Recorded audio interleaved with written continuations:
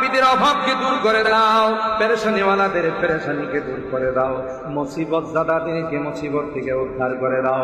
ও রব্বি করিম আল্লাহ, হাসপাতালে গেলে দেখা যায় রোগীদের আত্ম চিৎকারে আকাশ বাতাস ভাঙে পড়ে। কত রোগী হাই হুতাশ করে হাও মাও করে কান্না করে আল্লাহ, কত যন্ত্রণায় কষ্ট করে আল্লাহ। দুনিয়ার কোনো ডাক্তারের ক্ষমতা নাই, দুনিয়ার কোনো ঔষধের ক্ষমতা নাই আল্লাহ। তুমি যদি ভালো না করো কেউ ভালো করতে পারবে না আল্লাহ। সকল রোগীদেরকে পরিপূর্ণ শিফা নসিব করে দাও, শিফায়ে কামেলা আজেলা দায়েমা মুস্তামিররা নসিব করে দাও। ও মালিক, ভিটা বাড়ি বিক্রি করে, জায়গা জমি বিক্রি করে আমাদের সন্তানেরা বিদেশে গেছে।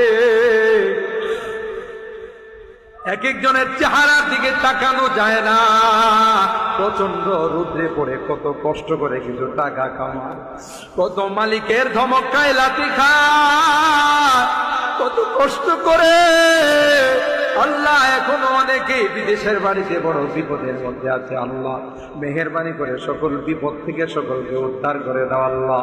কাগজপত্রের সমস্যাগুলো দূর করে দাও ইয়া রাব্বাল আলামিন আল্লাহ। তাদের কামাই রুজি রোজগারে বরকত নসিব করে দাও ইয়া আরহামার রাহিমিন ইয়া আকরামাল আকরামিন আল্লাহ। আমাদের অনেক মুরব্বীদেরকে আমরা হারাইছি, আমরা সকল মুরব্বীদেরকে হারাইছি।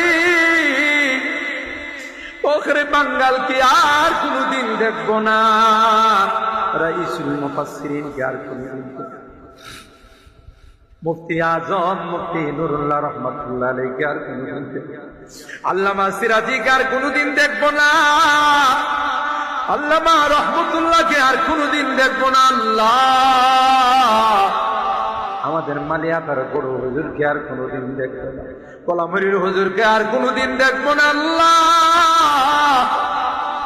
তাদের জিন্দেগীর সকল গুনাহগুলো মাফ করে দাও আল্লাহ। তাদের কবরগুলোকে জান্নাতুল ফিরদাউসের আলা মাকাম নসিব করে দাও ইয়া আরহামার রাহিমিন ইয়া আকরামাল আকরামিন। বর্তমানে আমাদের মুরব্বী যারা আছেন আল্লাহ, আমাদের জামিয়ার মুরব্বীরা, আশপাশের মুরব্বীরা, খাস করে আল্লাহ তোমার যেই বান্দা কষ্ট হয় আরেকজনের কাঁধে ভর করে তাফসীর মাহফিলে প্রতিদিন উপস্থিত হয়, আমাদের সাদিয়ানের হুজুর আল্লাহ, হুজুরের হায়াতের মধ্যে বরকত নসিব করে দাও ইয়া আল্লাহ। আরো দীর্ঘদিন আমাদের মাঝে নেক হায়াতের মালিক বানায় দাও আল্লাহ। হুজুরের বরকতি কথাগুলো শোনার তৌফিক নসিব করে দাও ইয়া আরহামার রাহিমিন ইয়া আকরামাল আকরামিন আল্লাহ।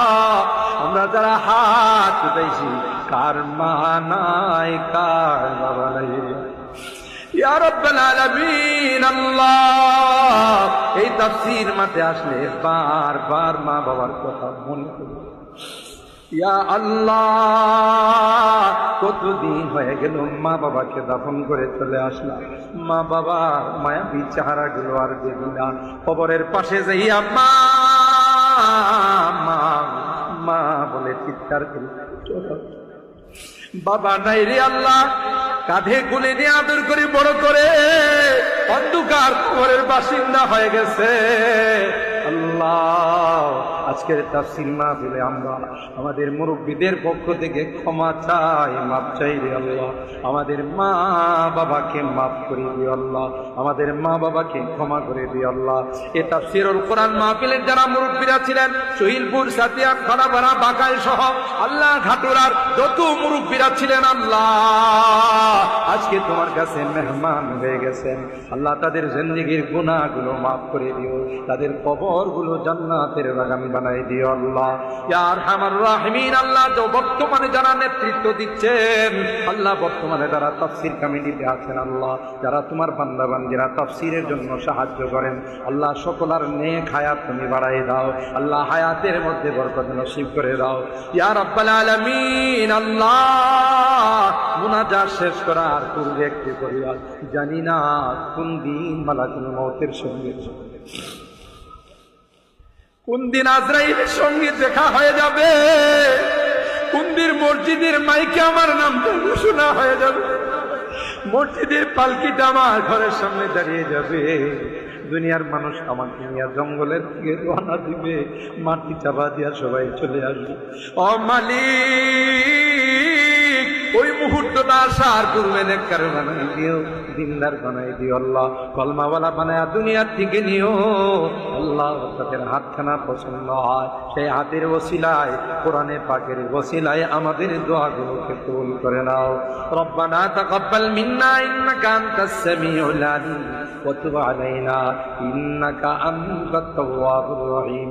সুবহানা রাব্বিকা রাব্বিল ইজ্জাতি আম্মা ইয়াসিফুন ওয়া সালামুন আলাল মুরসালিন ওয়ালহামদু লিল্লাহি রাব্বিল আলামিন। আসসালামু আলাইকুম।